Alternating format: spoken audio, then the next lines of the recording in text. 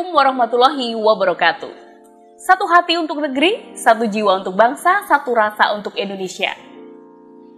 Jumpa lagi dengan saya Antik Wijaya tentu saja dari Surya Nuswantara TV dan tentunya kita berada di talk show Suara Rakyat. Ya, pemirsa seperti yang kita ketahui 2 tahun lebih COVID-19 belum juga berlalu dari negeri kita. Dan bahkan tidak hanya dari negeri kita, dari dunia tentu saja, sebagian belahan dunia masih juga dihantui oleh virus COVID-19. Dan tentunya tenaga medis sebagai garda terdepan atau bisa disebut dengan kita menyebutnya dengan pahlawan yang saat ini berjuang mati-matian untuk membantu seluruh lapisan masyarakat dalam tentu saja penyembuhan COVID-19. Nah, selain pahlawan, selain tenaga medis ada siapakah? Nah, ternyata ada juga pahlawan-pahlawan lain yang tentunya tanpa kita sadari juga ikut membantu kita. Ada siapa mereka? Hadir di tengah-tengah kita juga di kesempatan malam hari ini. Kita ucapkan selamat datang untuk Mas Yaya. Apa kabar Mas Yaya? Baik, Mbak. Baik ya. Kemudian kita ucapkan selamat datang untuk Mas Ara juga. Mas Ara? Alhamdulillah baik. Baik, dan kita ucapkan selamat datang juga. Apa kabar untuk Mas Riki? Nah, beliau bertiga, ini adalah siapa sih beliau bertiga? Nah, saya akan jelaskan background masing-masing dari tamu kita. Mas Yaya ini adalah perwakilan dari ojek online, di mana ojek online ini seperti kita ketahui, mereka juga ikut membantu berjibaku untuk proses pengiriman makanan, barang ya, dari satu orang ke orang yang lainnya yang mereka tanpa memperdulikan bagaimana bahayanya virus COVID-19. Nah, mereka juga termasuk pahlawan di saat masa pandemi seperti saat ini ya. Kemudian Mas Ara, dia juga tidak jauh berbeda. Mas Ara ini adalah kurir juga, tapi kurirnya lebih sifatnya ke konsumsi ya, atau ke makanan ya Mas ya. Kemudian Mas Riki. Nah, Mas Riki yang hadir di sini adalah relawan SAR PJT1 atau relawan SAR Perum Jasa Tirta 1 ya. Kita ucapkan selamat datang untuk ketiga tamu yang luar biasa di kesempatan malam hari ini. Dan boleh dong kita nanti bertanya-tanya ya dari satu tamu ke tamu yang lainnya nih. Apa kabar ini? Untuk tanya dulu sama Mas Yaya. Iya. Luar biasa sehat. Luar biasa. Oke. Tidak ada embel-embel di belakang luar biasa apa gitu biasa. Luar biasa tambah gemuk. Oh, luar biasa tambah gemuk. Masih semangat, Mas? Semangat, Pol. Semangat, Pol. Gaspol ya, Mas ya. Oke. Remblong jangan dong ya. Apalagi Mas Yaya ini biasanya berada di jalanan. Mas, kalau dilihat ya grafik ekonomi. Nih pada saat pandemi sama sebelum pandemi itu pertumbuhan ekonomi itu sangat signifikan. Justru malah mengalami penurunan. Nah, sejauh ini untuk ojek online gimana nih Mas? Untuk pendapatan dari ojek online sendiri selama pandemi ini turun drastis Mbak, hampir 50%. 50% dari biasanya. Waduh, itu kalau misalnya turun gitu terus solusi lainnya apa nih Mas? Itu sangat ngaruh tuh pas awal-awal kemarin ya? Awal, terus PPKM mulai itu. PPKM itu juga mulai ya? lagi, mobilitas kita terbatas juga. Mobilitasnya terbatas ya? Oke. Pas awal-awal ngaruh PPKM, pas sebelum PPKM ini sudah mulai naik sedikit. Dan ada PPKM turun, tapi ini kayaknya udah naik lagi dong ya Mas ya? Oke. Nah, ini selama pas, ada nggak sesi atau waktu di mana Mas Yaya ini sama sekali nggak bekerja? Pas awal corona dulu Mbak. Pas awal corona? Awal corona dulu kan orderannya biasanya kan banyak, sehari minimal paling nggak 10-11. Pas awal corona 11. Pernah sama sekali nggak dapat. Nggak dapat atau nggak dapat sama sekali. Beredar cuma nggak dapat. Dari pagi sampai malam 0. Dari pagi sampai malam 0 ya. Berarti Mas Yaya ini memberanikan diri untuk beredar. Itu berarti Mas Yaya nggak takut dong sama COVID? Sebenarnya takut Mbak. Cuma kan untuk menghidupi anak istri, untuk ekonomi biar tetap jalan harus. Mas Yaya udah berkeluarga? Udah. Anaknya berapa Mas? 1 Mbak. Anaknya 1, oke. Jadi sudah pernah mengalami fase di mana tidak mendapatkan orderan sama sekali, walaupun Mas Yaya beredar atau baru pun Mas Yaya masih tetap mengaktifkan itu aplikasinya. Enggak cuma saya aja kan, kayak ada di komunitas gitu. Paling yang sehari selama di komunitas itu saat itu ada 10 orang yang dapat poin cuma 1 orang itu cuma 1 poin aja. Jadi cuma 1 kali angkut penumpang dari pagi sampai malam. Pernah punya pengalaman yang menarik nggak nih Mas, atau pengalaman yang cerepi nggak nih berkaitan dengan selama menggeluti profesi ini? Ngomong-ngomong udah berapa lama sih Mas? Saya dari 2017 Mbak. 2017, lumayan ya Mas ya. Nyaman nggak sih kalau bicara tentang profesi ini? Nyaman sih. Nyaman banget ya. Sebelum 2017 kerja di mana Mas? Saya di restoran. Kerja di restoran. Sebagai chef? Iya. Oh, sebagai chef ya.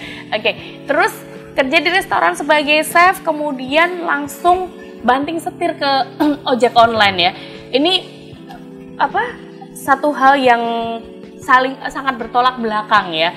Jadi yang satu biasanya di dapur, yang satu di ruangan, yang satu harus beredar cari titik-titik di mana dianggap rame baru dapat orderan. Ini waktu itu bisa diceritakan Mas gimana jerih payahnya? Awalnya itu kan dulu perjuangannya. Dulu pas di resto kan udah lama juga Mbak, hampir 6 tahun kan kerja di resto. Jenuh juga kan lihat suasana resto cuma apa, Mas? Boleh sebut? Resto yang masak masakan Jawa, Chinese food, campur Jawa. Chinese juga. Apa Mas restonya, boleh disebut? Warung Mbok Marni. Oke, itu cukup punya nama juga ya. Saya dulu di Jakarta. Di Jakarta, cabang Jakarta. Di Jakarta, terus ya selama hampir 6 tahun kan ya ada kejenuhan juga Mbak. Terus kebetulan ada teman nawarin, ini Solo kemungkinan akan ada ojek online.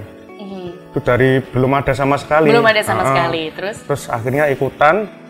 Ya awal-awal masih sepi Mbak. Masih sepi. Masih sepi. Berarti ngalamin fase dimana rame banget sehari sampai berjuta-juta income-nya. Pernah. Dan sebulan rasanya udah kayak aduh bebas finansial banget nih gitu ya. Dan akhirnya semua orang masuk menjadi ojek online. Dan akhirnya bayangin dong, satu sawah yang biasanya dipaculin 5 orang kali ini dipaculin 100 orang gitu ya. Nah itu akhirnya income-nya juga jadi turun drastis juga ya. Jadi makanya di sini naik turunnya income dari seorang yang berprofesi ojek online ini solusinya gimana sih waktu itu Mas? Saat itu saya cuma fokus ada keputusasaan nggak? Putus asa udah, sih. Aku mau buka warung aja deh di rumah ini gitu. Saat pas Corona awal-awal sih. Malah justru ya. Sebelumnya itu tetap sama teman-teman saling menguatkan. Jadi sing kasarannya kalau Jawa ini gue reso mangan, aku ya reso mangan. Jadi dari situ kan dari driver ojol itu kan persaudaraannya sangat tinggi. Jadi saling menguatkan aja, sama bersyukur udah itu aja. Ini ojek online-nya mobil atau motor? Motor ya Mas ya. Motor. Oke, jadi harus berjibaku dengan panas. Belum lagi bagaimana situasi lalu lintas yang sangat crowded, belum lagi kalau musim hujan, berarti ini sudah melewati beberapa musim ya Mas ya, dari tahun 2017 ya. Oke, Mas, terus pas waktu kemarin nggak bekerja sama sekali, bekerja dong, tapi nggak ada income karena tidak ada orderan, itu gimana tuh Mas? Langkah apa yang waktu itu Mas Yaya ambil untuk bisa memenuhi kebutuhan dari keluarga? Pas awal-awal itu masih blank Mbak, belum bisa mikir kan karena fokusnya bener-bener di ojol, terus ada tambahan corona ini, terus jadi mikir di rumah mau bikin usaha apa biar nambah penghasilan, akhirnya buka resto kecil-kecilan lah yang buat take away aja. Oh, take away aja. Jadi kayak dapur masak gitu yang bisa rumahan ya. Oke. Menunya apa aja Mas? Menunya karena kan mikirnya gini, kalau di resto kan harus mikir ada first in first out, barang masuk dulu barang keluar, akhirnya mikir yang barang kayak frozen food kan basinya lama, lah saya olah. Selama ini kan saya domisili di Boyolali ya Mbak, di Boyolali itu kayak frozen food cuma bikinnya bebakaran, saya kasih kuah, pakai resep sendiri ya. Oh gitu ya Mas ya. Nah itu apa tuh resep apa? Maksudnya itu nama masakannya apa tuh Mas? Masakannya bola-bola kuah sih namanya. Bola-bola itu kuah. Ada bola udang, bola cumi, campur-campur gitu. Oke, jadi dibikin kayak sup gitu ya Mas ya? Dibikin kayak Chinese food. Kayak Chinese food. Dan itu waktu itu pas waktu pandemi, pas waktu aku bikin, berarti cara pemasarannya bukan lewat aplikasi dong ya. Nah itu cara pemasarannya gimana tuh? Awal-awal dulu ya masih ke tetangga, kita flyering sendiri Pak. Sebar brosur kecil-kecilan di tetangga dulu, lingkup tetangga. Akhirnya alhamdulillah pada suka gitu toh Mbak, terus ditawari anak aja ikut di ojol aja buat merchant gitu, terus akhirnya masuk ke merchant. Oke Mas. Kita akan tahan dulu Mas, saya mau beralih ke Mas Ara nih. Mas Ara apa kabar Mas Ara? Alhamdulillah baik Pak. Alhamdulillah baik. Mas Ara udah berapa tahun nih Mas Ara jadi kurir buah online? Hampir 1,5 tahun Pak. 1,5 tahun. Nyaman Mas? Alhamdulillah nyaman. Nyaman banget ya kerja di situ ya.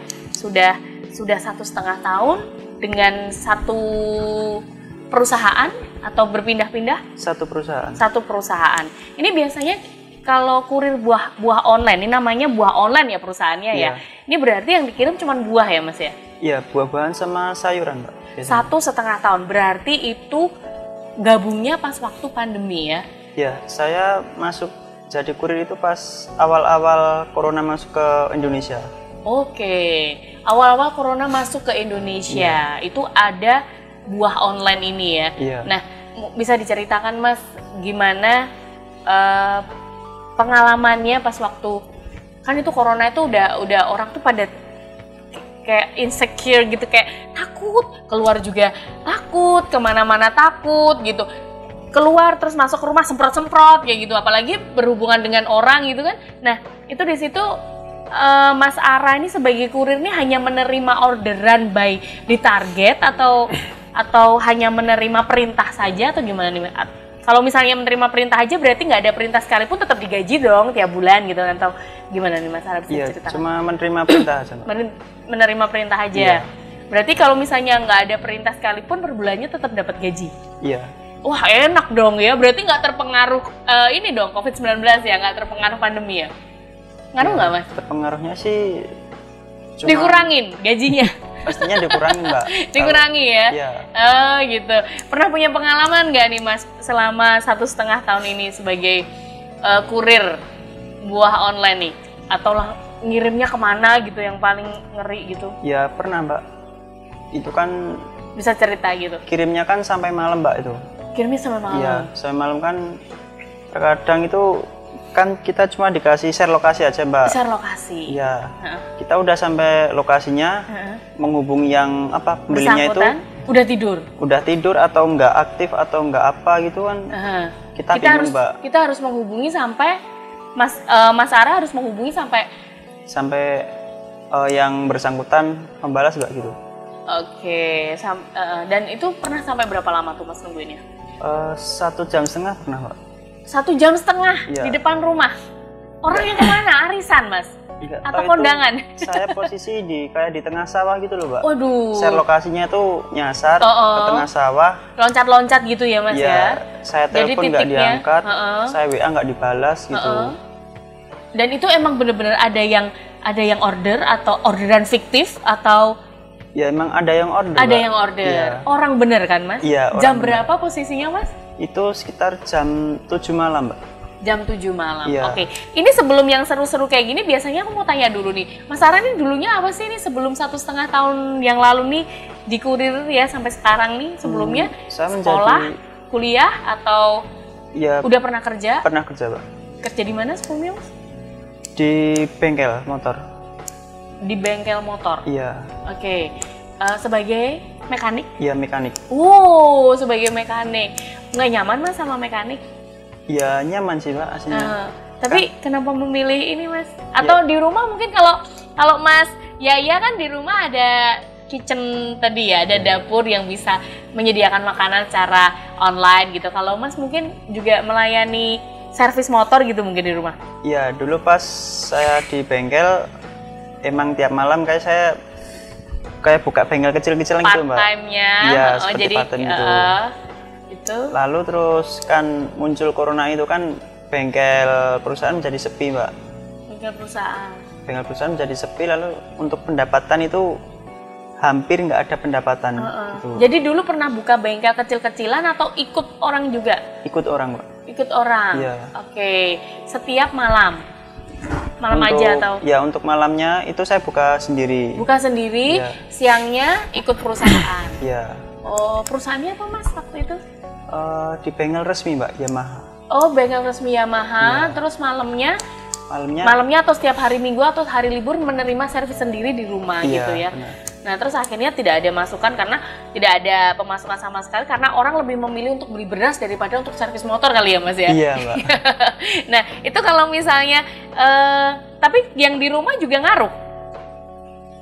Ya, ngaruh sih Mbak. Ngaruh juga, nggak ada yang servis juga.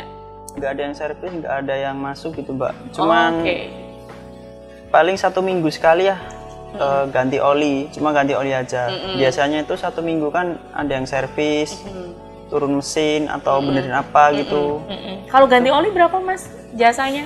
Kalau ganti oli itu sekalian olinya sekitar 40.000 Mbak. 40.000, jadi sekalian dibeliin ya sama Mas Ara ya. Olinya itu sekalian dibeliin, nanti sekalian digantiin gitu ya. Nanti itu 40.000 udah sekalian sama sekalian sama jasanya? Sudah. Oh, jasa ya, sama untuk pengecekan lainnya. Oke, murah banget ya dengan kualitas sertifikasi ya.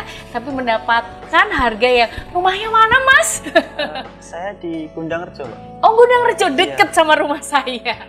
Luar biasa ya. Kayaknya kita jodoh ya Mas ya untuk saya serviskan kendaraan saya. Aduh, ini obrolan kita nih ngomong-ngomong nih 2 tamu kita nih kayaknya apalagi Mas Ara nih orangnya pemalu banget ya. Jadi ceritanya tuh dikit-dikit gitu. Kayak mesti kita korek terus gitu biar mau cerita gitu ya. Oke, pemirsa, kita masih ada 1 bintang tamu lagi yang akan kita korek lagi. Yang ini nih nampaknya beliau juga orangnya juga pendiam nih. Pasti jawabannya singkat, padat, jelas ya. Nah, oke. Nah, nanti kita masih punya Mas Riki. Beliau adalah relawan SAR PJT 1, relawan dari tim SAR PJT 1 tepatnya gitu ya Mas Riki. Tapi tunggu dulu, kita rehat sejenak. Nah, kita akan kembali tentu saja setelah yang satu ini.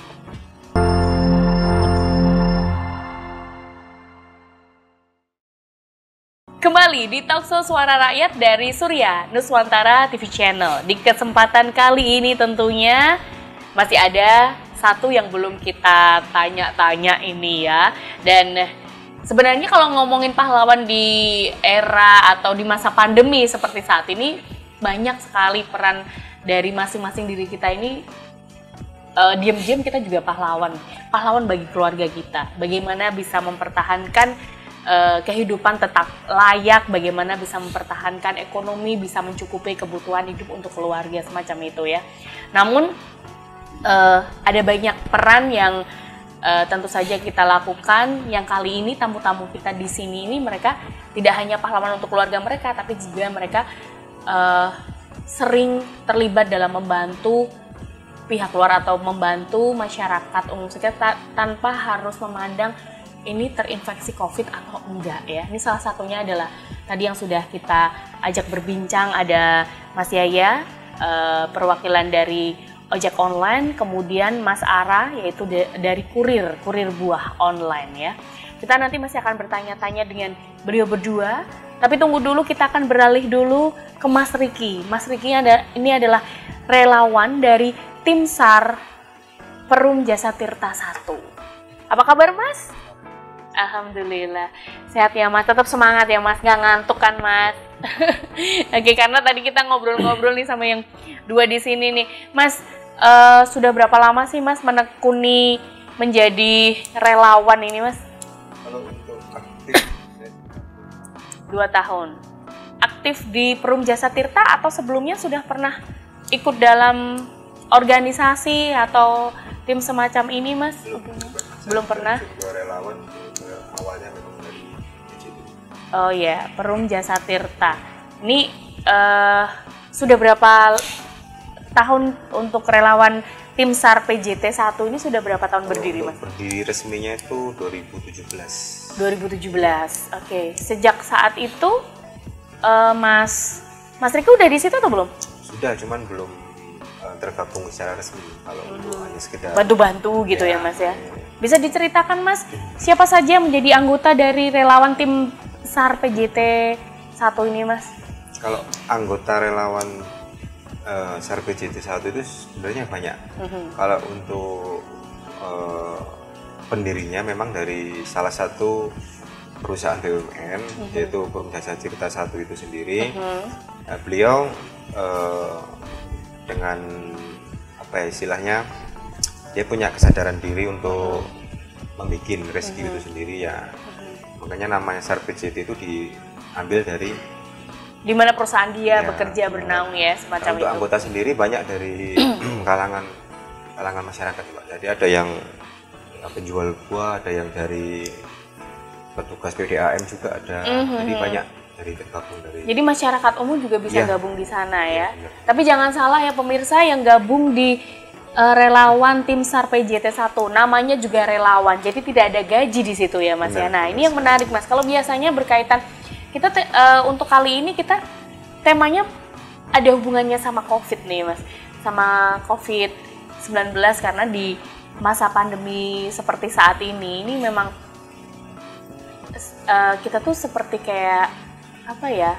Kalau tidak melibatkan pihak untuk memenuhi kebutuhan kita tidak terpenuhi. Tapi kalau melibatkan pihak luar atau melibatkan pihak lain atau melibatkan orang lain, itu juga nanti takutnya tertular dengan virus COVID semacam itu. Jadi dilema di sini Mas ya. Nah, kalau Mas Riki di sini nih misalnya melihat dari relawan tim SAR PJT1 ini selama COVID ini apa aja sih Mas perannya, apa saja sih Mas yang sudah pernah dilakukan untuk membantu masyarakat nih Mas?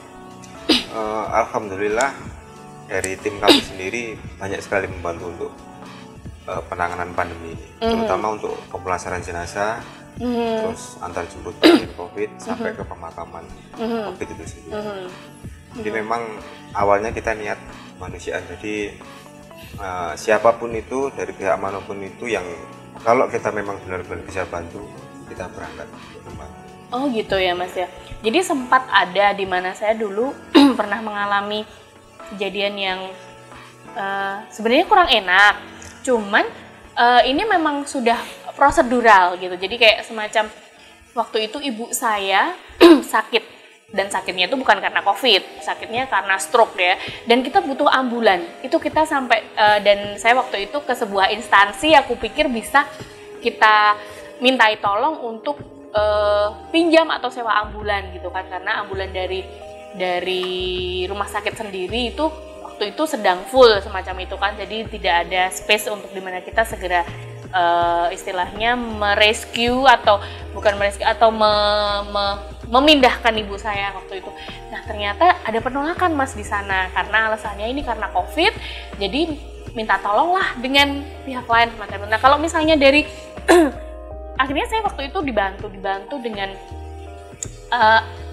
kalau nggak salah dari ACT apa ya, kalau nggak salah dari ambulannya aksi cepat tanggap itu loh kalau nggak salah itu. Nah kalau misalnya dari relawan tim SAR PJT ini apakah juga melalui proses pertimbangan tertentu seperti itu? Oh ini pasien COVID, oh ini pasien dari rumah sakit, jadi kita atau gimana? Ada pilih-pilih gitu nggak sih Mas? Kebetulan tidak pernah kita kalau misalnya ada yang minta tolong seperti itu kejadiannya diceritakan tadi, kita memang anggota tim kami sekolah medis juga tidak pernah, tapi dengan seringnya kita penanganan COVID, akhirnya kita tahu bagaimana cara mengetahui COVID ini atau enggak. Dengan salah satunya kita punya alat untuk pengecekan saturasi dengan suhu badan juga. Dari situ kita bisa menyimpulkan kalau ini COVID apa enggak. Nah, sebelumnya juga kita juga antisipasi.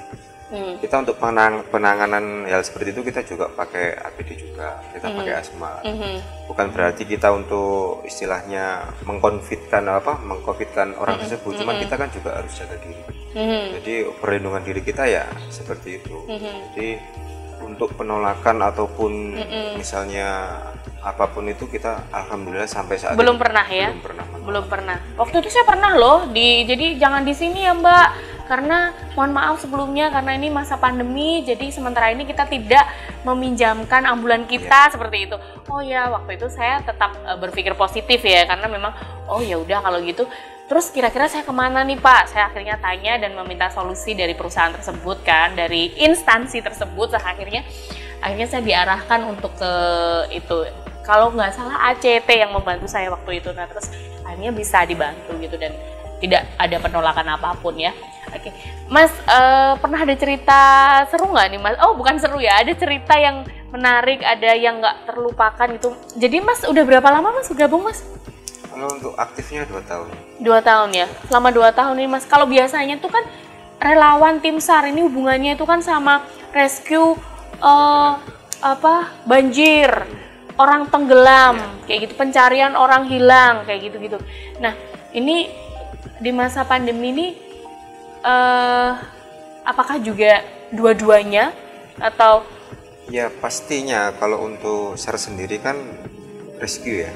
Jadi untuk pencarian juga penyelamatan. Jadi kalau misalnya ada bencana ataupun yang berkaitan langsung turun gitu ya? Kita, iya. Tapi kita kan juga punya tim. Jadi untuk saat ini memang pandemi ini kan tenaga kesehatan memang kurang. Terus untuk yang lain yang kewalahan ya istilahnya. Ya, benar. Jadi dari segi ambulan, tenaga sampai yang berkaitan dengan COVID itu pemusara jenazah seperti itu ya, apalagi. Tenaga kita memang sangat bukan dibutuhkan, kita membantu mereka itu sangat dibutuhkan. Ya, dari situ kita fokusnya ke COVID untuk dari tim saya sendiri, dari tim kita. Tapi misalnya kalau misalnya ada insiden ataupun laka di jalan, misalnya orang tenggelam, kita juga turun. Dan teman-teman potensi organisasi SAR lainnya juga banyak. Jadi kita bersinergi, sama-sama koordinasi untuk menangani itu. Oke. Pernah terlibat dalam rescue apa aja nih Mas yang kemarin sempat? Ya kalau untuk rescue sendiri pernah ada orang tenggelam, laka air, yang jelas laka air tenggelam, terus sampai keluar kota nggak Mas? Sampai diperbantukan untuk ke misalnya tanah longsor yang waktu itu terjadi di daerah Karanganyar dan sebagainya, gitu pernah juga dibantu? Kalau untuk saya sendiri pribadi belum terlalu lama aktifnya, tapi kalau untuk teman-teman yang lain di Merapi kemarin. Merapi juga? Iya. Dan bahkan dari Solo juga ikut membantu ke sana ya Mas ya? Dari beberapa tempat yang misalnya dari pihak BPBD ataupun Basarnas mengizinkan kami berangkat dan bernaung di bawahnya, kita berangkat ke sana. Oh iya, berbicara tentang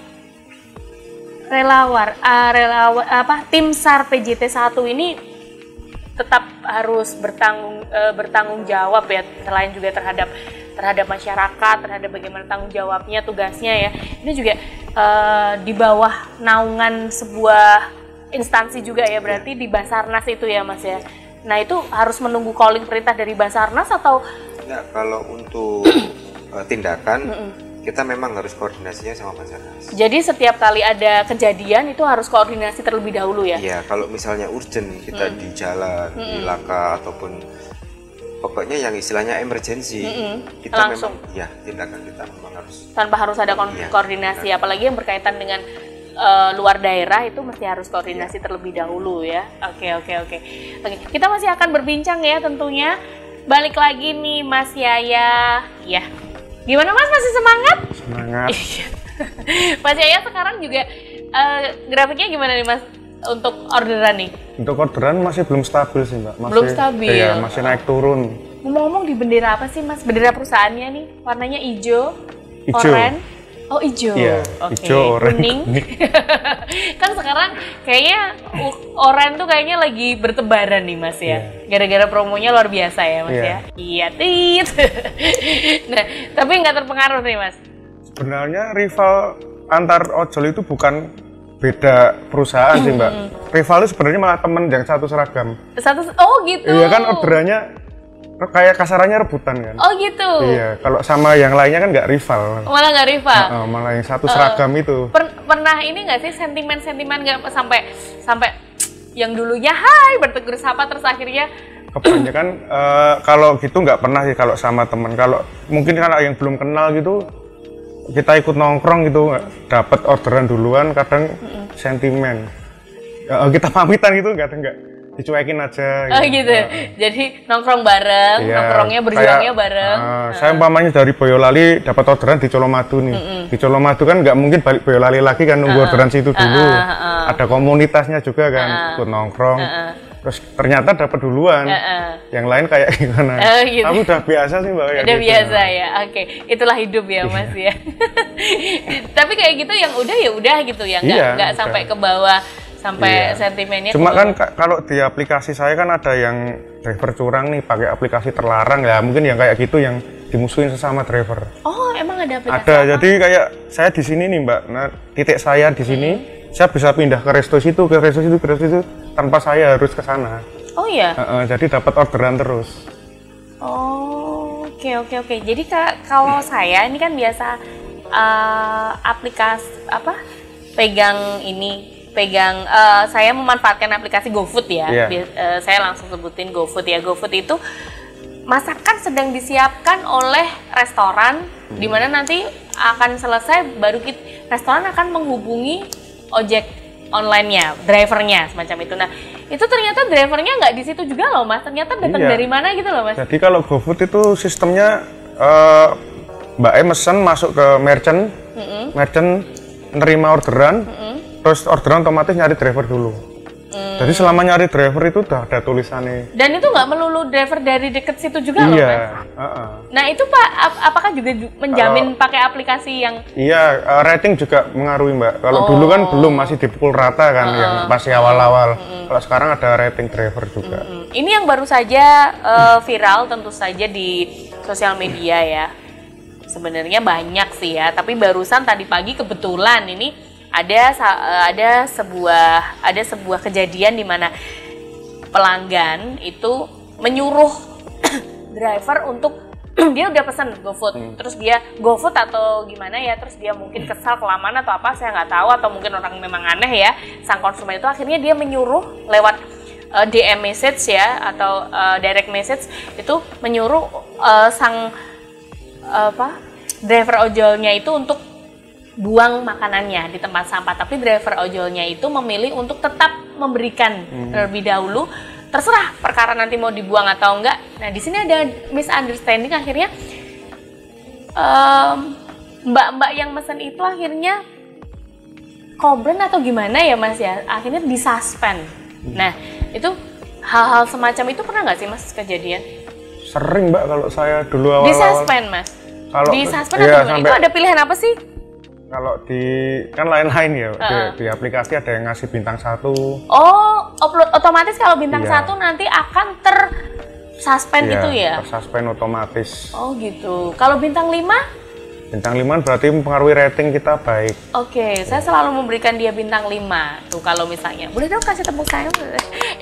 Even drivernya itu misalnya kadang motornya, kalau saya numpang motornya nggak layak sebenarnya ya Mas, nggak pernah diservis kayak gitu, tapi saya kasih bintang 5, tapi saya kasih Pak motornya diservis kayak gitu, mempengaruhi nggak sih? Nggak sih Mbak, yang ngaruh yang di bintangnya aja sih. Mbak gitu. ngasih bintang 1, tapi komennya bagus tetap yang bintang 1-nya ya. Gitu ya. Komennya nggak ngaruh. Itu dia. Nah kalau seperti tadi yang kejadian baru saja saya ceritakan itu jahat banget ya Mas ya, itu ya. Berarti tapi sebenarnya rules-nya itu sang driver harus menuruti apa perintah dari customer atau memang berkewajiban untuk menyerahkan dulu? Ya, harus diserahkan sih Mbak. Diserahkan. Umpamanya seperti tadi customer buang aja Pak gitu. Customer request yang aneh-aneh ya jangan dituruti. Oh gitu. Terus nanti efeknya kalau kasih bintang 1 dan ke suspend gitu? Kita bisa jelasin ke kantor kronologinya. Oh gitu, tetap bisa ada excuse lah ya nanti ya gitu. Oh kayak gitu. Pernah ngalamin yang gimana tuh Mas? Pernah, dulu pas di Colomadu nih Mbak, dapat GoFood. GoFood di salah satu resto itu kan terkenal rame ya. Udah saya jelaskan, Mbak ini posisinya rame, mungkin butuh 1 jam. Ternyata lebih Mbak. Hampir 1,5 jam.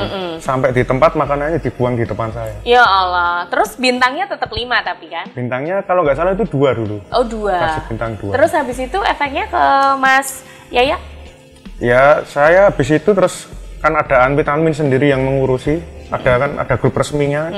Saya laporan di situ. Kasusnya tadi terus ke di foto kantor, juga. Jelasin ya nggak apa-apa. Nggak apa-apa. Iya. Oke. Selama kita nggak bikin kesalahan, nggak usah takut sih kalau kesuspend apa-apa. Oh gitu. Jadi nggak masalah ya. Nggak Kalau masalah. suspend itu berarti tidak bisa narik sampai 3 Iya, hari ada ya. suspend jam, ada hari, ada minggu. Oh gitu. Bisa juga langsung diputus mitra juga. Waduh, kalau diputus mitra itu pernah kasus apa nih ceritanya, Mas? Kayak kalau Mungkin yang udah pernah, jadi dari mulut ke mulut ngobrolin nih temen yang pernah kayak gitu tuh. kebanyakan parahnya- order fiktif sih Kak. Oh, order Order fiktif. fiktif disengaja dan nggak disengaja. Kalau yang disengaja itu umpamanya saya sama Mas Riki nih temenan. Anu undang pesan Gojek biar kena saya. Oh, Dulu kan gitu. yang terdekat. Berarti kan order fiktif kan, tetap dijalanin itu nggak boleh sih. Oh gitu. Ada lagi kayak driver yang udah kena putus mitra terus dendam. Dia bikin orderan bener nih, bener-bener order. Cuma habis orderan dia ngasih bintang 1. Ngasih bintang 1 ke driver yang dipesan itu. Terus komen yang jelek bintang 1, udah itu udah. Oh itu terus otomatis yang dapat komen jelek dan bintang 1 tuh sudah putus mitra. Iya, kebanyakan begitu. Aduh kok jahat banget ya Mas ya. Dan itu nggak ada excuse. Biasanya Buat kalau penjelasan. bisa dirunut kasusnya ada excuse kok. Oh jadi ada tetap ada dispensasi, Iya. ada pengecualian, ada tetap. Tapi ada tetap harus laporan pertimbangan. dulu kan, biar dari kantor juga tahu. Jadi ini kasusnya. ada kronologinya. Saya nggak tahu, saya tetap melakukan kewajiban tugas saya sebagai ini ternyata orderan fiktif. Iya. Dan saya nggak tahu. Kita nggak tahu sebagai driver kita nggak tahu kalau itu orderan fiktif itu berarti kita nggak dapat sanksi apapun ya sebenarnya. Selama kita pokoknya selama SOP-nya kan bekerja jujur ya di ojek online. Selama jalanin itu kalau ada masalah kayak gitu bilang ke perusahaan pasti dapat excuse kok.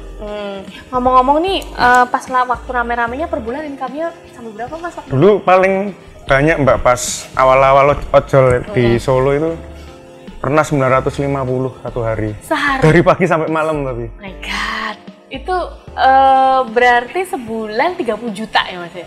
Kalau tiap hari. Tiap hari. Nah, On itu beat. per bulan, dulu pas waktu rame-ramenya itu per bulan dapat berapa Mas? Pas rame-ramenya mikirnya juga jaga kondisi badan sih Mbak dulu. Oh, jadi nggak ngejar terus? Nggak langsung. Targetnya berapa sih Mas? Ya sebenarnya nggak ada target sih Mbak. Kalau udah dapat berapa juta, udahlah Kalau gitu. dulu atau kan berapa modelnya ratus? insentif. Kalau dapat 20 poin dapat insentif dari perusahaan. Kayaknya insentifnya juga dulu lumayan ya, Yes. Mas, ya, lumayan gampang gitu ya. Sekarang aduh gitu Sekarang katanya. tergerus. Kalau untuk apa namanya tutup poin Iya. gitu susah banget ya harus. Sekarang udah nggak ada insentif yang kayak dulu. Sudah nggak ada lagi, malah justru tidak ada insentif sekarang dihapuskan ya. Kalau sekarang udah dapat orderan tuh udah alhamdulillah kok Mbak. Harusnya di masa sulit semakin banyak orang harusnya insentif juga tetap ada ya. Tapi Jadi- kadang perusahaan kayak bagi-bagi apa saldo gitu buat beli sembako. Oh Sering gitu, kok, iya. oke. Haha. Ini Mas Nadine Makarim ya itu ya. Idenya think tanknya ini bosnya. Mas, itu pernah sampai berapa nominalnya? Belum dijawab loh. Sebulan. Pas waktu dulu ramai. Apa ya Mbak nggak Pernah ngitung. ngalamin. Soalnya kan kalau on beat saya nggak tentu sih Mbak. Jadi Pernah, aku berarti sebulan ini tuh pernah gitu loh, pernah nerawang gitu. soalnya kan saya dulu sambil ini Mbak jadi escort. Jadi nggak cuma on beat aja. Jadi ngawal ambulan lewat itu Mbak. Oh gitu. Jadi kan fokusnya kebelah. Jadi pas rame-ramenya juga udah escort. Oh gitu. Iya, sama teman-teman ojol kita bikin sendiri kan dulu. Oh, itu relawan juga di situ Iya. ya, masuknya ya. Itu karena ngelihat ambulan jalan kok nggak ngasih jalan gitu terus kita inisiatif, punya ya. inisiatif. Yuk bikin escort aja ambulan. Tapi sekarang kayaknya dilarang ya Mas Iya. ya? Ini ya. Ini kalau melihat kayak gitu menurut Mas gimana sih? ya kalau Kacamata seumpama sekarang escort didenda ya selama buat kebaikan ya kita bayar denda aja nggak apa-apa. Oh iya? Iya. Komitmen ya Mas ya? Iya. Padahal sebenarnya ini nanti akan muncul kesadaran. Dari sini nanti akan muncul kesadaran ya, bahkan rela untuk didenda ya Mas Iya. sampean ya. Oke. Sekarang ke Mas Ara. Mas Ara kantornya mana sih Mas? Di Colomadu, Mbak. Colomadu. Iya. Oh, rumahnya Gondang Rejo, kantornya Colomadu. Buah online. Ini pernah bersinggungan dengan pasien COVID nggak nih Mas? Ini nyetornya kemana aja sih? Itu nyetornya ya ke rumah-rumah, Mbak. Itu Ke rumah sesuai dengan pesanan. Iya. Paket yang paling murah berapa, Mas? Paket paling murah itu biasanya 35.000. 35.000. Iya. Itu isinya buah-buahan jeruk, strawberry, terus kiwi, apel gitu, Mbak. Itu sudah proses udah dikulitin atau Masih utuh. masih utuh? Iya. Oke. Itu selama ini orderannya gimana nih, Mas? Lancar? Turun? Kalau saat ini lancar, Mbak. Lancar. Iya. Pas lagi banyak yang order itu pasti pas kemarin pas orang banyak nyari vitamin itu kayaknya ya. Iya. Itu sehari bisa sampai berapa, Mas? Dulu itu kalau satu orang bisa nganter 30 orderan, 30 alamat gitu. Itu ke 30 alamat nanti akan dapat bonus. Iya. Plus dapat insentif dan juga dapat gaji pokok ya. Iya. Nah itu. Kalau sekarang ini sudah sampai over target nggak nih, Mas? Sekarang sehari itu bisa sampai 30 nggak? Ada berapa sih temennya di situ? Temannya itu Yang sama-sama kurir? ada 6 orang, Mbak, yang nganter. 6 orang? Iya. Wow. Dan kalau Mas Ara sendiri sehari ini rata-rata bisa berapa? Kalau ini kan rata, Mbak, ini. Biasanya itu 12 sampai 18 Saat ini? Iya, saat ini. Waktu itu pernah sampai ngerasain yang 30 sehari 30? Pernah, Mbak. Pernah? Iya. Dan teman-teman yang lain juga sehari 30 gitu pernah? Iya, dulu ada yang 30 lebih juga ada, hampir 40 juga ada, Mbak. Itu sistem pemesanannya harus melalui aplikasi tertentu atau lewat Mas Ara juga bisa atau bagaimana, Mas? Itu nanti lewatnya admin, Mbak. Jadi lewat WA. Admin WA. Iya. Oh, jadi Mas Ara cuma nganter aja ya? Iya, cuma kurir aja. Nggak ada hubungannya sama marketing atau nanti kalau misalnya aku bisa mendapatkan customer, aku juga akan dapat bonus gitu nggak ya? Oh, nggak ada, Mbak. Oh, oke. Ini juga sampai saat ini masih targetnya 30. Lebih dari 30 nanti baru dapat bonus gitu ya? Iya. Oh, sampai saat ini. Oke. Tadi kan ceritanya pernah tuh nyasar. Kayak gitu-gitu. Itu nyasarnya di mana, Mas? Di daerahnya, Mbak. Kalau daerahnya itu daerah Sukoharjo. Sukoharjo. Iya. Coverage-nya yang diantar nih sampai sejauh mana, Mas? Untuk kurir? Boyolali, Karanganyar, Sukoharjo. Itu buah cuma 35.000 yang pesan orang Boyolali terus dari kalau itu enggak, kalau 35.000 itu mungkin daerah Solo Kota. Oh, jadi Iya. coverage-nya juga ditentuin ya. Iya. Jadi untuk luar kota ada syarat dan ketentuannya gitu berapa, Iya. Mas, minimal ordernya? Kalau ke Boyolali itu sekitar 50.000. 50.000. Iya, Oke. Ya sekitar 50.000 untuk 50.000 udah luar kota diantar Iya. ya. Oh, ya menarik juga ya. Soalnya biasanya kalau itu buahnya dijamin fresh ya. Biasanya kan kalau beli buah tuh kita kan biasanya harus megang dulu, milih dulu gitu. Ada nggak nih pernah dikomplain gitu, Mas ini kok buahnya busuk sih, atau Mas ini kok buahnya udah layu kok dikirim gitu? Ya ada, Mbak. Ada. Itu karena mungkin kepanasan di jalan. Kepanasan di gitu. jalan, Tapi kelamaan. nanti bakal diganti, garansi, Mbak, itu nanti. Oh, digaransi. Iya. Mas mesti nganter lagi ke sana? Iya. Oh my god. Di waktu yang sama atau lain hari? Biasanya kalau bisa diselesaikan hari itu ya hari itu juga, Mbak. Waduh, itu pernah diantar kemana, Mas? Yang komplain paling jauh? Komplain paling jauh itu di Karanganyar, Mbak. Karanganyarnya mana? Gondang Rejo atau Karanganyar Papahan. Kota? Papahan Waduh, Karanganyar Kota ya, Papahan ya. Dari Colomadu ke Papahan, kemudian Masnya udah sampai di jalan, dikomplain, habis itu ngambil dulu buahnya, Iya. atau beli di jalan, Mas, atau beli di Enggak. Superindo?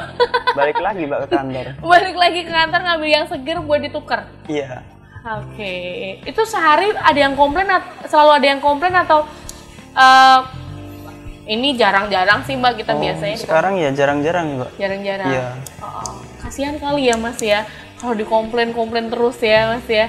Aduh, ya ampun. Ini 12 titik pengantaran ya setiap hari. Jadi Iya. itu diselesaikan sampai jam berapa, Mas, biasanya? Itu kita Pagi jam 8 ya, absen. ya pagi jam 8 absen. Terus nata-nata perlengkapan untuk yang dibawa. Untuk jam 10-nya kita berangkat sampai jam 4 sore, Mbak. Jam 4 sore. Iya. Oke, terus nanti kalau misalnya ada pesanan lagi belum selesai jam 4 sore gimana nih? Targetku, Ara, kamu tuh nganter ke 12 titik. Jam 4 sore belum selesai 12 titik. Itu harus diselesaikan atau Ya gimana? harus diselesaikan, Mbak. Harus diselesaikan, Iya. berarti sampai lembur malam. Ada budget di mana dia sampai lembur, Mas Ara sampai lembur malam nggak? Ya ada, Mbak. Ada? Iya. Oke.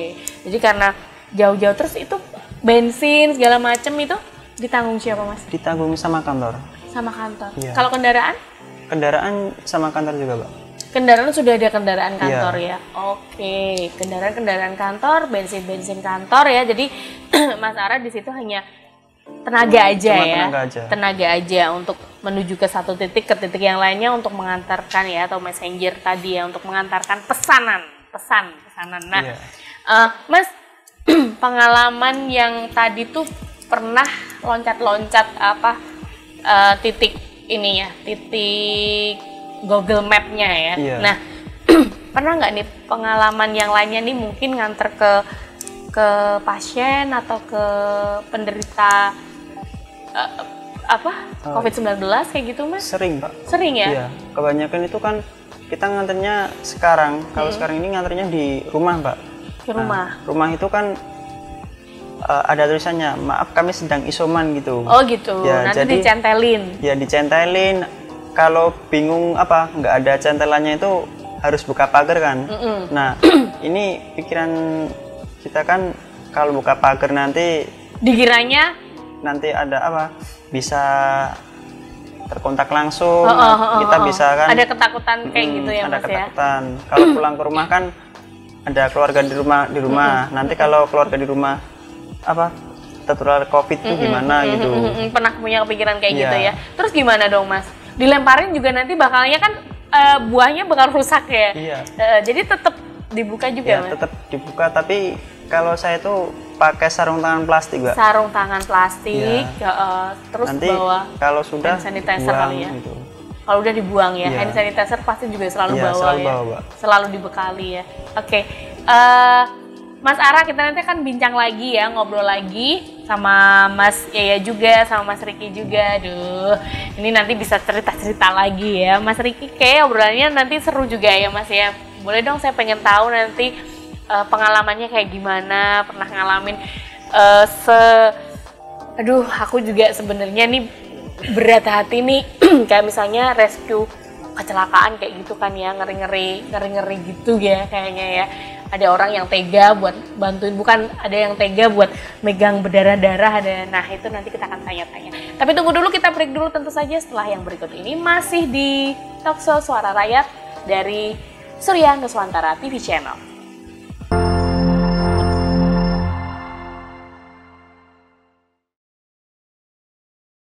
Masih berada di Talkshow Suara Rakyat bersama saya Antik Wijaya tentunya, dan kita berada di sesi terakhir. Kita informasikan juga untuk seluruh pemirsa Surya Nuswantara TV Channel bahwa semua yang terlibat dalam proses produksi ini sudah melalui uji secara protokol kesehatan ya. Tentu saja sudah melalui proses swab, pemeriksaan secara swab dan juga vaksinasi. Maka dari itu kami tetap menjaga jarak walau kami tidak mengenakan masker. Ya, kali ini saya ingin bertanya kepada yang paling muda ini, Mas Ara. Mas Ara, ini ada suka duka dong ya yang bisa diceritakan nih. Suka dukanya, suka dulu, duka dulu ya. Suka dukanya jadi kurir buah online ini ya. Ini sukanya apa nih, Mas? Ya, sukanya itu cuma nganter barang, Pak. Terus kan kerjanya di jalan, nggak jenuh gitu. Nggak jenuh. Ya, sukanya itu. Jadi gampang, kerjaan yang gampang lah biasanya kalau. Tapi masih juga terima servis, Mas, di rumah? Ya kalau ada orang yang Minta tolong? minta tolong pasti saya servis. Alatnya di rumah juga ada ya? Ada, Pak. Sudah ada, oke. Jadi untuk kurir ini tiap hari masuk atau ada liburnya? Tiap hari ya ada liburnya, Pak. Ada liburnya. Iya. Nanti ketika libur dipotong nggak gajinya, atau ketika libur masuk tetap dapat gaji atau gimana, Mas? Ya dipotong, Pak. Tetap Dipotong. Iya. Jadi no work no pay ya. Jadi Iya. tidak bekerja berarti tidak mendapatkan bayaran semacam Iya. itu ya. Tapi di saat bekerja walaupun pada saat hari libur itu berarti nanti ada income sendiri di situ ya. Iya, ada. Oke. Ya. Ada pengalaman yang tadi udah senengnya ada, terus sekarang dukanya, Mas. Bisa diceritakan? Untuk dukanya itu Ya itu kita kan harus mengantarkan buah ke orang yang isoman gitu loh, Mbak. Nah, kalau mereka bilang iya masa isoman gitu. Kalau ada kan dulu pernah Mbak saya mengantarkan ke pesanan, padahal orang itu positif. Positif. Nah, malah dia itu kemana-mana gitu loh, Mbak. Ngajak ngobrol. Iya, ngajak ngobrol, keluar rumah gitu. Diajak jalan-jalan, makan dulu di sini Mas gitu ya. Oh enggak ya, Enggak, Mbak. Gimana? Jadi diajak ngobrol gitu, jadi intens gitu ya sebelum pulang. Enggak berjaga jarak, enggak mengenakan masker gitu. Padahal kan kata tetangganya itu akhirnya orang itu apa? Lagi positif, isoman, positif gitu. COVID. Iya. Jadi Mas waktu itu dikasih tahu tetangganya, juga nganter ke tetangganya atau gimana tuh ceritanya? Ya saya cuma lewat, Mbak. Lewat terus dipanggil? Iya. Mas kok ke situ sih sampai masuk ke dalam-dalam gitu ya? Iya. Ditegur gitu. Terus saya cuma kaget. Ya udah saya langsung pulang ke rumah. Pulang ke rumah terus gimana tuh? Mandi, Mbak. Mandi, oke. Mandi, cuci tangan. Pokoknya semua pakaian dicuci, mandi, cuci tangan, ya udah langsung kerja lagi gitu. Kerja lagi, habis itu sakit nggak Mas? Malamnya sih Mbak. Malamnya itu cuma gerges saja. Gerges-gerges. Ya, mungkin gergesnya itu cuman kaget itu aja Mbak, bukan jadi karena kayak sakit. Kayak apa ya? Kayak ini ya. Kayak tersugesti gitu ya, kayak aduh ini kayaknya ini, jadi kayak gitu ya mungkin ya. Iya. Jadi kayak ketakutan gitu, jadi kayak gerget. Terus besok paginya udah oke Mas? Besok paginya alhamdulillah sudah sehat lagi Mbak. Udah sehat lagi. Waktu pas lagi gerges-gerges itu minum multivitamin atau nggak Mas? Saya cuma minum apa itu? Jahe panas Mbak. Jahe panas. Iya. Terus selama pandemi ini pernah berapa kali, maaf ya Mas saya tanya, pernah berapa kali merasakan jatuh sakit gitu? Itu saya sampai nggak masuk kerja gitu? Pernah ada momen itu nggak? Belum pernah. Alhamdulillah dikasih kesehatan terus ya Mas ya. Kesehatan, Mbak. Padahal berinteraksi dengan banyak orang yang salah satunya tadi ketahuan ya. Iya.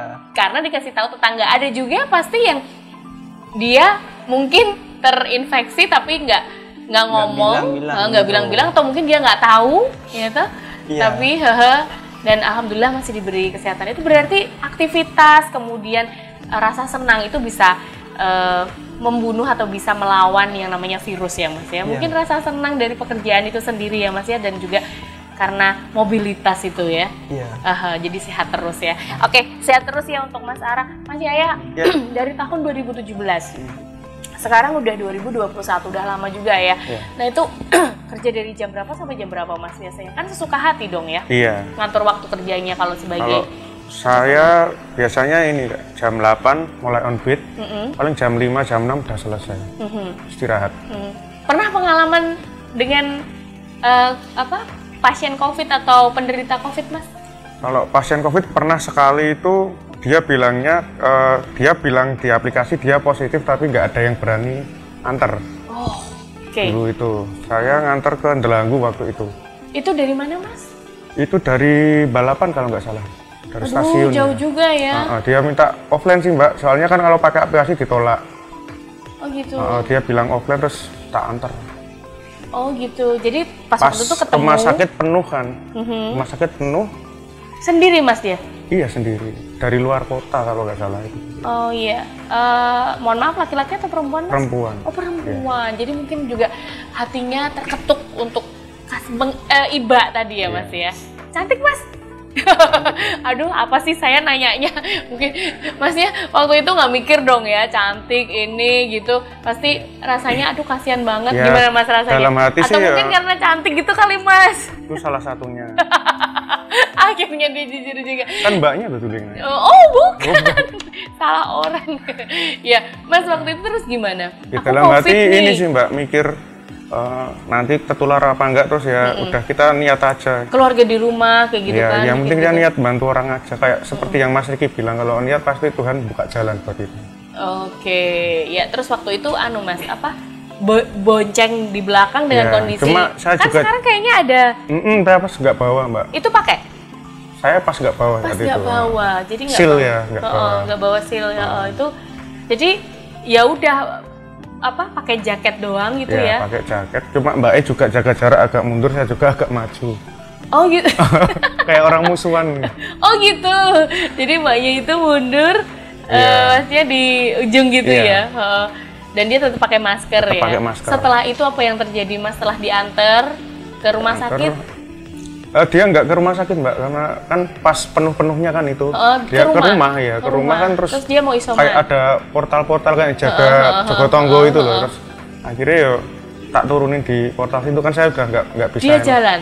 Dia Jalan separah kan. apa waktu itu Mas? Udah lemes sih Mbak. Aduh, kasihan banget. Umurnya sekitar berapa Mas? Ya paling kayak mahasiswa. Oh ya ampun lah, Masnya habis itu nggak kontak lagi kabarnya dia seperti Enggak. apa? Enggak ya, tapi keluarganya yang di rumah ada nggak tuh Mas? Kurang tahu itu Mbak, saya cuma nganter sampai portal nganter depan kan aja. ditutup Ya pintunya. ampun, semoga dia dalam keadaan sehat ya Iya, sekarang ya amin. tentunya. Dan Mas, saya mau tanya nih, Iya. jadi pengalaman dari tahun 2017 sampai sekarang nih Mas, ada orderan fiktif udah sering, Iya. terus orderan horor pernah nggak Mas? Orderan horor 2 kali Mbak. Yang pertama itu daerah horornya bukan horor karena mistis, yang pertama itu dapat orderan long trip jarak jauh toh. Ternyata ordernya ngangkat mayat. Oh my god. Karena dia sakit gula itu nggak ada yang berani ngangkat kan.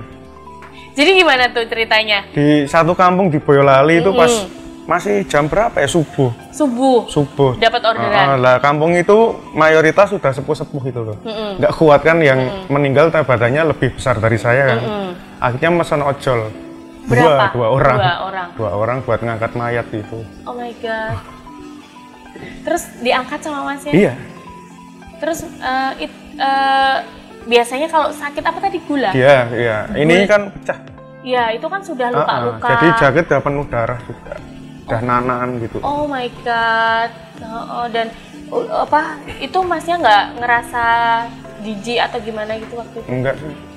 Enggak, ya udah gitu. Untung Masnya yang dapat orderan ya. Jadi Masnya berbesar hati untuk membantu ya. Dan saat itu juga orderan kan udah mulai agak turun kan, dapat orderan jarak jauh kan kita mikir alhamdulillah lumayan ini. Terus mereka keluarganya membayar sesuai dengan tagihan orderan atau ditambahin? Sebenarnya dibayar sesuai orderan, dilebihin kita nggak mau tapi tetap dipaksa. Oke. Jadi Karena Masnya kan ini jiwa urgent. sosialnya luar biasa ya. Bahkan nggak takut dengan tadi penderita COVID juga nggak takut tertular ya. Mungkin kalau Masnya nggak tanya, Mbak udah berapa driver yang dimintain tolong setelah akhirnya ketemu saya? Dan Saya nggak tanya, cuma Mbak E itu cerita nyamperin saya, Mas saya order lewat aplikasi, tapi cuma beberapa nolak semua karena saya positif. Pada takut. Kalau Mas E mau orderan offline mau nggak itu? Oh jadi di offline, di jadi DM. datang. Oh datang disamperin, diajak Pas saya di ngobrol. deket situ datang.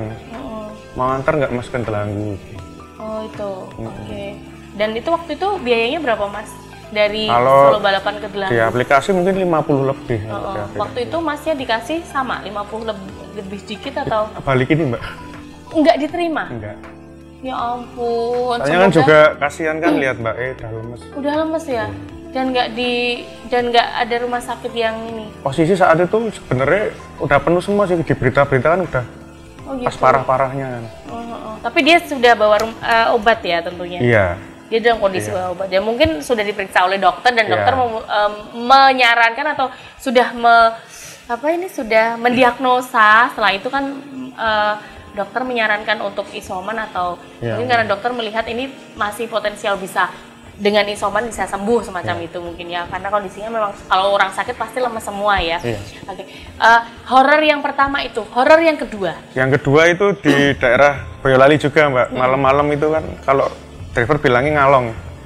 Sampai pagi kan biasanya. Itu jam 1 malam itu dapat orderan di namanya daerahnya Tawangsari. Saya kira Sukoharjo kan.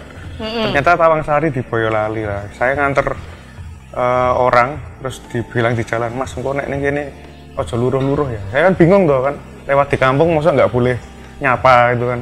Ada orang malam-malam kan nggak enak terus. Akhirnya saya nekat Mbak, ada kayak pemancingan itu tuh Mbak. Tak sapa cuma diem aja.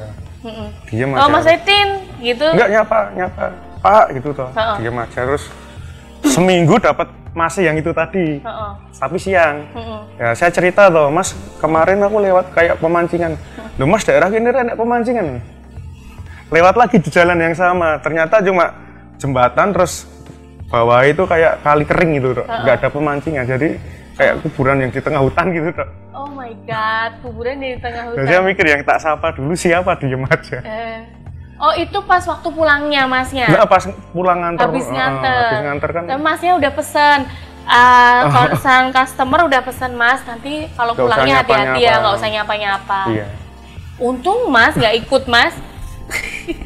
Gak disapa diem aja. Mukanya juga, iya mbak, pucat-pucat gimana gitu. Oh maksudnya pada Tapi ini kan ya, adem pegang semua. pancing itu, Mbak. Mikir kan pemancingan. Tapi kok ya malam banget. Berapa orang? Ya banyak mbak, gak gitu. Kan gelap. Oh, yang di gitu. pinggiran tuh ada 4 atau 5. Yang gitu. di sana lagi ada lagi. Oh gitu mas. Ternyata pas lewat siang itu cuma sempit kok itu. Oh cuma sempit, ternyata bukan pemancingan yang besar. Oke. Bukan ada pemancingan. Ya, balik lagi setelah tadi nganterin pasien COVID itu nggak ngerasa badan yang gimana-gimana geges-geges? Enggak. Dan pulang nggak terus mandi apa habis itu atau ngantar kemana lagi mas? Itu pulang mandi, tetap mandi, terus ganti jaket. Oh jaga-jaga ya mas jaga-jaga ya, aja. kasihan untuk yang ganti jaket, Iya. jadi bersih lagi ya. Terus kalau yang habis horor yang kedua nih mas, habis itu masnya takut nggak nih? Sekarang Ya sebenarnya ya takut nggak takut sih mbak, kan cari uang ya. Ya habis itu udah nggak saya pernah ngalong habis itu? ya masih cuma nggak seintens dulu lah. Pas sepi banget gitu akhirnya ya ngalong, tapi sekarang nggak di daerah pinggiran ngalongnya, paling di stasiun. Oke. Gitu. Mas, ini berkaitan dengan sekarang tadi tuh horornya tuh ya ada kayak pertama tuh tahu-tahu dapat orderan dan disuruh ngangkat mayat. Yang kedua bener-bener horor, yang horor dipesenin kalau jangan istilahnya luruh-luruh ya, karena ada tempat yang tentunya berbau mistis semacam itu. Nah yang ketiga nih mas, aku mau tanya nih, ketiga, yang pertanyaan berikutnya aku mau tanya, situasi sekarang itu apalagi pandemi, orang susah cari uang, banyak info yang beredar kalau kejahatan ada di mana-mana, kemudian perampasan motor dari teman-teman ojol yang aku lihat juga di sosial media semacam itu. Ini untuk mengantisipasi hal-hal seperti itu nih apa aja nih mas? Kebanyakan yang jadi kejahatan kayak begal itu orderannya offline sih mbak. Offline? Iya, kalau di aplikasi kan kita ada tombol darurat, seumpama ada keadaan kayak begal gitu kita tinggal pencet, nanti udah ada satgas yang datang. Share lokasi otomatis terkirim ke satgas. Oh iya? Iya. Kalau yang orderan offline ya mungkin saran saya ke teman-teman kalau malam mungkin offline dikurangi aja lah. Oh gitu. Soalnya ya? lagi rawan kayak kemarin kejadian yang baru aja kan orderannya offline juga. Yang di Sukoharjo ya? Ya, yang di Sukoharjo. Yang bapaknya udah sepuh ya kayaknya. Itu orderannya offline, bukan pakai aplikasi. Offline, dan waktu itu daerah mana ya? Pokoknya sebelum Deket Baki ya? Deket Balai Padi, sebelum Balai Padi. Gitu. Nah itu dia. Oke, jadi karena banyak kejahatan ya marak sekali terjadi itu, jadi sebaiknya dikurangi untuk order offline. Apalagi malam dan jauh. Offline malam dan jauh, tapi sebenarnya diperbolehkan nggak sih dari perusahaan? Nggak boleh? Sebenarnya ya kalau di SOP Nyala, ya harus pakai aplikasi sih mbak. Itu kenapa? Tapi ketika kita menyalahi aturan terus ketahuan offline kayak gitu, berarti perusahaan sudah ya udah. Jadi ketika terjadi resiko seperti itu perusahaan juga lepas tangan ya? Enggak juga, kan Enggak ada juga. satgasnya juga yang ngurus, kan kemanusiaan juga kan mbak. Karena kan mungkin perusahaan mikirnya orderan aplikasi kan juga sepi. Terus kabarnya gimana mas? Itu bapaknya tahu nggak? Kemarin kayaknya buka donasi itu mbak. Terus dapat dibelikan berapa motor juta baru ya? motor, terus bikin usaha kalau nggak salah. Udah nggak ngojek Udah lagi? nggak ngojek lagi. Iya, bapaknya udah sepuh banget Iya, sih udah memang. sepuh. Iya. Oke. Itu teman-teman juga waktu itu juga ikut berpartisipasi dalam Iya. donasi juga, kayaknya rame-rame ya. Iya. Saya lihat ya di sosial media. Oke, Mas, seru banget ceritanya ya Mas ya, suka dukanya luar biasa. Jadi senengnya mungkin nanti Mas setelah pandemi ini masih berjuang terus Mas ya. Jadi relawan dan sebagainya juga ya. Oke. Sekarang ke Mas Riki nih. Mas Riki tadi di akhir-akhir sesi kedua ya, saya tanya nih, Mas sempat geli nggak sih Mas kalau lagi rescue gitu? Pernah menemui jenazah yang separah apa sih Mas waktu itu gitu? Bisa diceritain nggak Mas? Untuk jenazah mungkin sampai keluar belatung. Keluar belatung, itu berarti rescue orang meninggal, tidak Ya. diketahui keluarganya sampai berapa hari Mas? Ada kasusnya rata-rata bunuh diri. Bunuh diri? Kok sampai keluar belatung? Berarti bunuh dirinya di mana, Mas? Hari kan setelah 2 hari itu kan pembusukan mayat kan sudah pasti busuk. Sudah pasti, heeh. Itu keluar belatung. Dan itu kan baunya Ya. udah nggak ketulungan ya, Mas ya. Itu berarti pakai maskernya kayaknya kalau saya lihat di TV biasa ya, pakainya cuma pakai masker biasa kayak gitu ya. Itu pun pasti juga bau banget ya, Mas ya. Dan gimana tuh, Mas, awal mula pertama kali Mas harus mau nggak mau terjun buat bantuin orang yang kayak gini tuh pas kapan tuh, Mas? Bantuin yang kayak gini tuh maksudnya korban seperti apa tuh? Bisa diceritakan, Mas? Ya kalau untuk korban laka lantas sih akhir-akhir ini aja kalau Akhir-akhir ini. lebih kebanyakan ke jenazah COVID kalau untuk saat ini. Saat ini untuk penguburan jenazah COVID itu tadi ya. Ya, dari pemulasaran jenazah, pengantaran jenazah. Bahkan kalau di tempat pemakaman itu kan seharusnya ada Satgas COVID yang tim pemakaman. Kalau misalnya di situ tidak ada atau miskomunikasi, kita tetap terjun ke pemakaman juga. Oh ya, itu kan banyak, apalagi pas awal-awal dulu kan minimnya informasi, jadi banyak penolakan dari masyarakat. Itu juga pernah mengalami, Mas? Sering. Jangan dikubur di sini gitu. Padahal itu masyarakat setempat ya. Kalau penolakan sih lebih ke keluarga menolak prokes sebenarnya. Oh, Dari gitu. misalnya kita diperbantukan di rumah sakit. Dari rumah sakit dia sudah setuju. Tapi setelah di lapangan faktanya keluarga mengambil alih. Ya, suatu contoh seperti itu, dan kita tanggung jawab penuh untuk masalah jenazah. Jadi kita punya tanggung jawab. Jadi sebisa mungkin kalau dari tim kita sebelum jenazah itu masuk ke liang lahat, kita nggak lepas. Ya. Itu pernah dalam kasus separah apa, Mas? Pernah. Se-ekstrim apa waktu itu mempertahankan tanggung Bulan jawabnya? kita itu pernah dilempari batu, Kaca pecah dong otomatis. diinjak-injak juga. Diinjak-injak sama anggota keluarga. Kalau kita anggota keluarga kita nggak tahu juga, masalahnya kan di situ banyak masa. Banyak masa.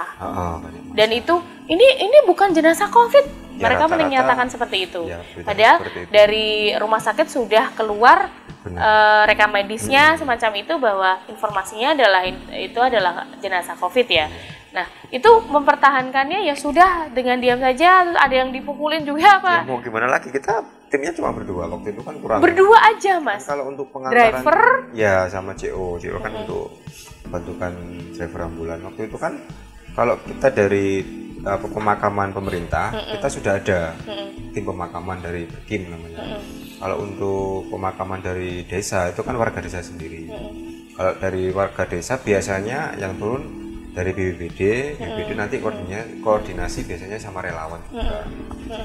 Nah, waktu itu orang-orang itu kemana, Mas? Kayak Pak RT, kayak kemana? Kita nggak tahu juga. Jadi waktu itu pemikiran kita sudah ada satgas untuk pemakaman, ada tim pemakaman. Ternyata di lapangan beda. Akhirnya kita mau turun lihat kita pakai APD. Semua diserbu. Padahal cuma 2 orang. Dan itu 2 orang harus bertanggung jawab penuh atas ngangkat petinya sampai masukin. Saya pikir harus ngangkat peti itu paling nggak berapa orang gitu loh, Mas. Kalau ngangkat peti enggak, kita turun dari ambulan itu sudah ada tim pemakaman yang ngangkat sampai. Oh, sudah ada. Itu juga pakai APD kan? Iya, pasti. Sudah pakai APD. Nah, itu mereka juga istilahnya mereka juga sempat bersih tegang dengan keluarga. Sering kita menghadapi situasi itu sering. Bahkan terakhir saya pribadi mungkin tidak sampai 2 minggu ini dekat-dekat sini juga Solo mengalami seperti itu. Tapi alhamdulillah setelah kita kasih edukasi sama keluarga juga alhamdulillah menerima. Jadi maksudnya mereka mau dimandiin dulu, ya benar, rata-rata kemudian disolatkan dulu gitu. Terus akhirnya memberikan pengertiannya semacam itu, terus akhirnya mereka mengerti, akhirnya mereka tetap menyolatkan atau gimana, Mas? Kalau menyolatkan kita tetap di dalam ambulan, terus jaga jarak juga dari keluarga, tapi tidak boleh turun untuk jenazah itu sendiri. Tetap di dalam.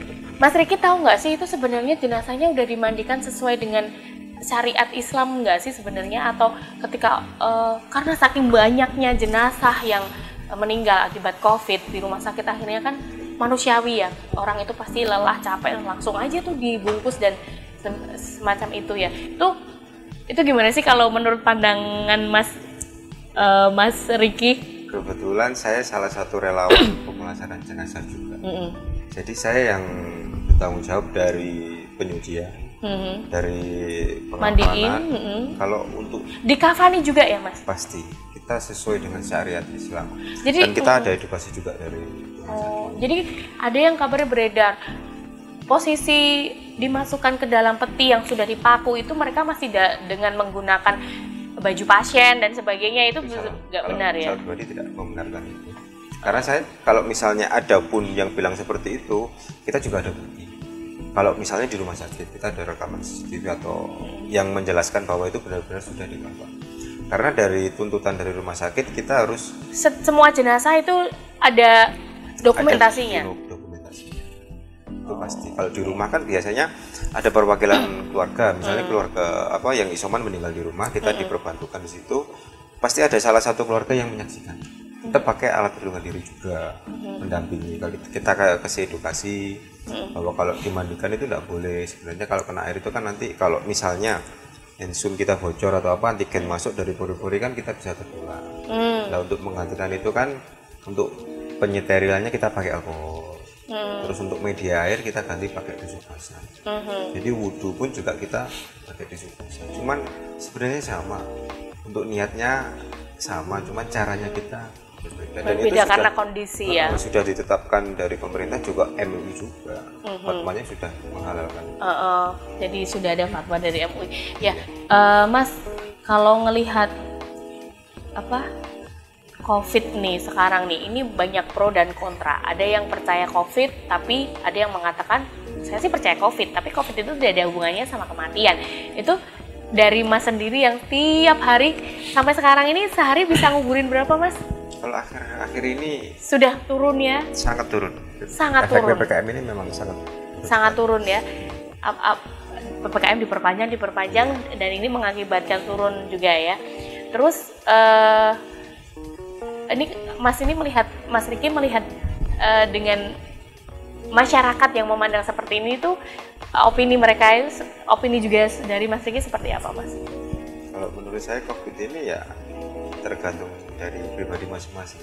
Kalau pribadi saya memang mengatakan COVID ini sangat mematikan. Kalau Sangat mematikan karena tiap saya hari yang melihat. setiap hari melihat. Sampai sehari menguburkan berapa Mas rekor? Pernah rekod itu sampai 9 jenazah. 9 jenazah. Capek banget. Dari jam berapa Mas sampai jam berapa? Kita 3 hari 3 malam enggak tidur. Waktu Nggak itu kan tidur. terus berkelanjutan. Jadi ya alhamdulillah tenaga kita enggak tahu kenapa juga sehat terus, Sehat. dikasih semangat terus. Dikasih semangat dan belum pernah merasakan efek dari tertular dari COVID dari belum pernah, alhamdulillah ya, diberikan kesehatan, selalu diberikan kesehatan, semoga kedepannya ya Mas ya. Mas, jadi paling malam jam berapa Mas nguburinnya? Kalau paling malam kita hampir setiap malam, jadi jam 1 pernah, jam 2 pernah, Jam 1 malam? jam 3 pernah, jam 4 pernah. Berarti itu yang datang cuma keluarganya aja dan ngeliat dari jauh ya Mas? Ya benar. Oke. Bahkan yang ada pernah satu kisah itu di Gondang Rejo. Jadi ada pemakaman waktu itu usianya 11 tahun kalau tidak salah jenazah. Itu biasanya kita kan koordinasinya sama BPBD untuk tim pemakaman. Waktu itu BPBD mungkin tenaganya juga capek, terus tenaga kurang, dari timnya meminta pagi. Tapi pihak keluarga dari almarhum sendiri minta kalau bisa siang.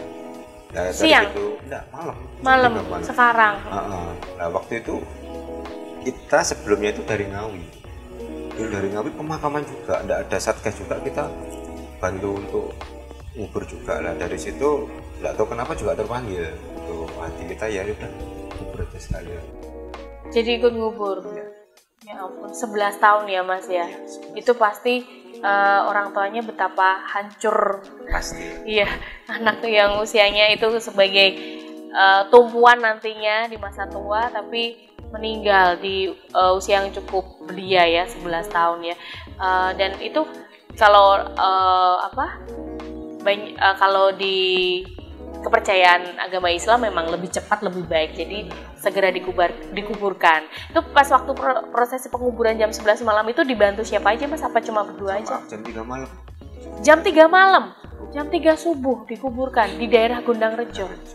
Ngeri juga ya Mas ya. Itu APD Mas, APD itu sekali pakai langsung dibuang atau? Dibakar, kita sekali pakai langsung bakar. Sekali pakai langsung dibakar.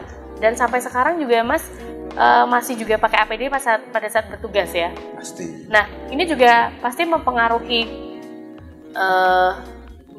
kondisi, karena banyak rumah sakit juga loh ya yang kadang kewalahan dengan pengadaan barang yang bersifat sehubungan dengan APD, kemudian handscoon yang harus tiap hari ganti, kemudian face shield dan sebagainya, masker kayak gitu ya, dan sampai mereka juga minta support dari instansi-instansi gitu. Padahal mereka termasuk rumah sakit swasta. Nah, ini kalau tim SAR PJT ini gimana Mas pendanaannya Mas? Kalau untuk masalah operasional, anggaran operasional itu kalau kita misalnya dikondisikan diperbantukan di rumah sakit, yang menyediakan itu rumah sakit. Oh gitu. Ini berarti ada satu rumah sakit yang selalu ini oleh kalau tim SAR PJT atau? Ya, salah satunya rumah sakit Hermina, bukan kita prioritaskan, cuma kita yang menggandeng. Iya, posisinya lebih dekat. Juga sebelumnya juga belum ada yang backup juga. Jadi kita memang bukan cari-cari untuk tempat kita diperbantukan. Di rumah sakit manapun sih sebenarnya, cuma akhir-akhir ini lebih kebanyakan. Rumah sakit. Oke. Ini nampaknya waktu sudah tidak bisa diajak kompromi nih Mas Riki, mungkin ada closing statement untuk pemirsa yang saat ini sedang menyaksikan Talkshow Suara Rakyat. Silahkan. Ya, kalau untuk saat ini tetap jaga kesehatan, tetap lindungi diri, jaga keluarga, dan khususnya buat teman-teman relawan tetap semangat, yakin pasti pandemi ini berakhir dan kembali seperti semula. Oke, amin. Itu harapan kita semua ya tentunya. Dan silakan untuk Mas Yaya, boleh closing statement? Kalau saya cuma mau mengutip satu ayat, Pak Inama Al-Husnul, di balik kesusahan pasti ada kemudahan. Oke, amin. Luar biasa. Jadi ini mungkin kesusahan kita ya, yang kita hadapi tidak hanya sendiri, tapi semua orang dan di seluruh dunia ya. Dan semoga ini kita bisa saling menguatkan satu sama lain ya. Kemudian silakan untuk Mas Ara yang paling muda bisa berpesan sama temennya mungkin atau sama pemirsa, silahkan. Untuk pesan saya untuk teman seprofesi untuk sebagai kurir, tetap selalu menjaga protokol kesehatan, memakai masker, selalu mencuci tangan saat mengirim barang atau mengantarkan apapun. Ya mungkin itu saja. Oke, terima kasih. Terima kasih untuk seluruh tamu yang sudah hadir di sini. Dan tentunya semoga kita bisa ketemu lagi di talkshow yang akan datang ya. Terima kasih untuk Mas Yaya, terima kasih untuk Mas Ara, terima kasih untuk Mas Riki. Jangan pernah lelah untuk tetap saling menolong ya. Dan tentu saja kita harus saling menguatkan satu sama lain di masa pandemi seperti saat ini. Semoga kita bisa segera keluar dari kondisi pandemi yang tentu saja membuat tidak hanya negara Indonesia tapi banyak negara-negara berkembang lain yang juga terpuruk, khususnya secara ekonomi juga. Dan semoga pandemi ini segera berlalu. Jangan lupa untuk Anda yang belum vaksinasi ya, untuk segera mendaftarkan diri. Sadari bahwa vaksin itu juga perlu dan ini bagian di mana kita bisa keluar dari krisis pandemi yang saat ini kita hadapi. Dan semoga kita bisa berjumpa lagi tentunya dalam kondisi yang lebih ceria lagi dari ini. Kita berbincang lagi dengan terobosan-terobosan mereka ya. Sukses juga untuk namanya apa Mas? Askas Kitchen. Askas. Yeah. Nah ini nama anaknya ya. Iya. Ya. Terus sukses juga untuk buah online-nya ya Mas ya. Semoga lancar terus kerjaannya. Mas, salam buat teman-teman ya. Siap. Ya, oke. Dan akhirnya saya Antik Wijaya pamit. Terima kasih. Sampai jumpa lagi tentunya di Talkshow Suara Rakyat hanya dari Surya Nuswantara TV. Sampai jumpa lagi. Wassalamualaikum warahmatullahi wabarakatuh.